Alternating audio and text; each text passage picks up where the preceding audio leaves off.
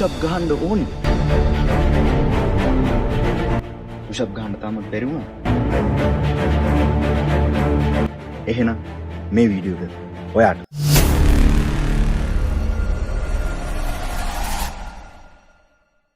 hello guys ගොඩක් ආදරෙන් පිළිගන්නවා GAY workouts මගේ YouTube channel එකට. මේක තමයි මගේ channel එකේ දාන පළවෙනි long video එක. මම මේකදි කියලා දෙන්නේ ඔයාලට කොහොමද හරියටම regular push up එකක් ගහගන්නේ කියලා. කියන්නේ මම මේකේ ගොඩක්ම mainly focus කරන්නේ push up ගහන්න බැරි අය. කියන්නේ තාම හරියටම push up ගහන්න දන්නේ නැතේ ඉන්නවනේ. අමාරුවෙන් push up ගහන අය ඉන්නවා. ඒ අය තමයි මම ගොඩක්ම මේකෙදි mainly focus කරන්නේ. එතකොට මම මේක ස්ටෙප් 5කට බෙදලා තියෙනවා. ස්ටෙප් 1 2 3 4 පස්වෙනි ස්ටෙප් එකේදී හරියටම කොහොමද රෙගියුලර් පුෂ් අප් අපි ගහන්නේ කියලා මේකදි මම ඔයාලට පෙන්නනවා.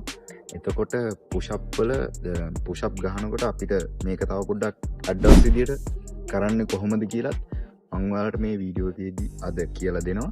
ඒ වගේම හරියටම push up workout plan එකක් සතියකට workout plan එකක් මම ඔයාලට මේ වීඩියෝ එකේදී අද කියලා දෙනවා.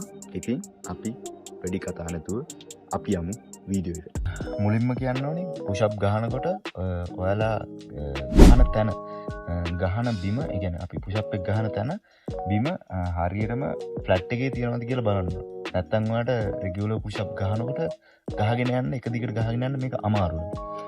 එතකොට ස්ටෙප් 1 එකේදී අපි මුලින්ම බලන්නේ අපේ අත් දෙක කොහොමද හරියටම තියාගන්න ඕනි කියලා. ඔයාගේ අත් දෙක මෙන්න මේ විදිහට සාමාන්‍යයෙන් ඔයාගේ ෂෝල්ඩර් එකේ දුරට සමානව මෙන්න මේ විදිහට අත් දෙක අපි තියාගන්න ඕනි. අත් දෙක තියාගන්නකොට ඔයාගේ අල්ලේ ඇඟිලි මෙන්න මේ විදිහට අත් දෙක ඇඟිලි ලං කරලා තියන්න බෑ. මෙන්න මේ විදිහට ඈඩ් කරලා තමයි අපි ෂෝල්ඩර් එකේ ප්‍රමාණයට තියාගන්න ඕනේ. ඒකට හේතුව පුෂ් අප් ගහනකොට අපේ ඇඟේ සම්පූර්ණ කියන්නේ 4න් 3ක වගේ බරක් අපේ අත්වලට දෙනවා. ඒක හරියටම පොළොවට සම්ප්‍රේෂණය වෙන්න තමයි අපේ අත් දෙක ඇඟිලි මෙන්න මේ විදිහට විසිරලා තියාගන්න ඕනේ. මේ විදිහට අපි ඇඟිලි ලං කරලා තියාගත්තොත් අපේ ඇඟේ බර අපිට දරා ගන්න අමාරු වෙනවා. ඒකෙන් පුෂ් අප් එක හරියට ගහන්න අපිට බැරි වෙයි. ඊට පස්සේ මෙන්න මේ විදිහට ඔයාගේ කකුල් දෙක මෙන්න මේ විදිහට මෙන්න තියන්න මෙන්න මේ විදිහට කකුල් දෙක අපි තියාගන්නවා. තියාගෙන සාමාන්‍යයෙන් මෙන්න මේ විදිහට ඔයාට ඉන්න පුළුවන් වෙලාව සාමාන්‍යයෙන් අපි හිතුවොත් ඔයාට විනාඩියක් ඉන්න පුළුවන්, තප්පර 30ක් ඉන්න පුළුවන්.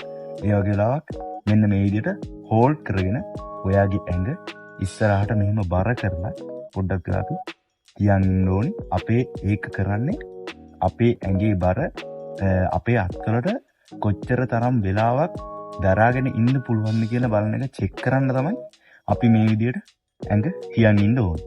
ඊට පස්සේ අපි කරන්න ඕනේ අපි අර හෝල්ඩ් එකේ තියන් ඉඳපු වෙලාව ඉඳන් අපිට වෙන්න මේ විදිහට ඔන්න ඔය විදිහට පාත් වෙන්න පුළුවන්ද කියලා අපි චෙක් කරලා බලන්න ඕනි.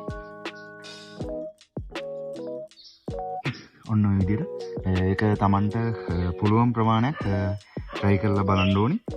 කී වතාවක් අපිට මේ විදිහට කරන්න පුළුවන්ද කියලා. තුන්වෙනි ස්ටෙප් එකේදී අපි කරපු එක ඔයාලට අමාරුයි වගේ නම් වෙන්න මේ උස තැනක් ඔයාලා ගෙදර කොහේ හරි මීට වඩා උස් උනත් කමන්න උස තැනක් හොයාගෙන හත් දෙක මේ විදිහට තියලා මෙන්න මේ විදිහට කකුල් වල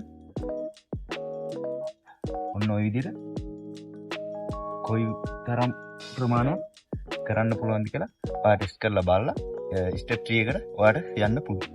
හතරවෙනි ස්ටෙප් එකේදී මෙන්න මේ විදිහට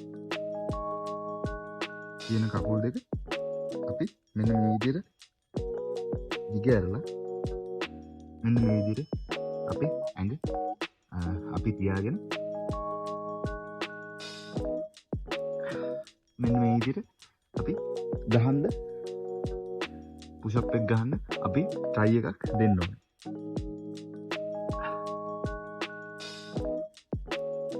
පුෂ් අප් ගහනකොට අත් දෙක මෙන්න මේ විදිහට තියාගන්න එක. කියන්නේ අවුට් රොටේට් කරලා තියාගන්න එක. මෙන්න මේ විදිහට අත් දෙක ඇතුළට තමයි අපි රොටේට් කරලා තියාගන්න ඕනේ. ඒකත් හොඳට මතක තියාගන්න ඕනේ. එතකොට පුෂ් අප් එක ගහනකොට ඔයාගේ ඇඟේ ඇන්ගල් එක මෙන්න මේ විදිහට තියෙන්න බෑ. ඔය විදිහට යවුවොත් පුෂ් අප් එක එකට හොඳට වදින්නේ නෑ. නිකන් ඔයා බොරුවට මහන්සි වෙන එක විතරයි එන්නේ. පුෂ් අප් එක ගහනකොට ඇන්ගල් එක මෙන්න මේ විදිහට ඉස්සර මෙන්න මේ විදිහට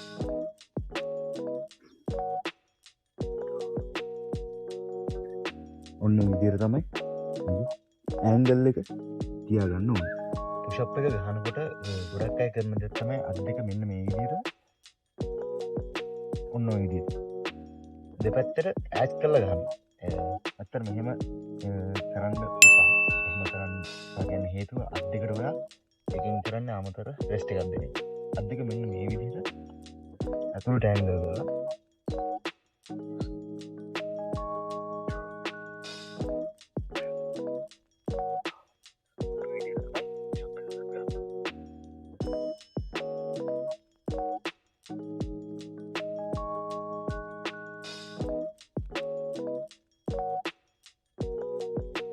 ඉතින් ඔන්න ඔය විදිහට තමයි රෙගියුලර් පුෂ් අප් පාඩම අද ඉවර වෙන්නේ.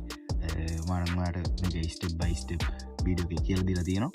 එතකොට ඔයාලට මේ පැත්තෙන් පේනවා මේ රෙගියුලර් පුෂ් අප් එක අපි තවත් ඇඩ්වාන්ස් විදියට ගහන්නේ කොහොමද?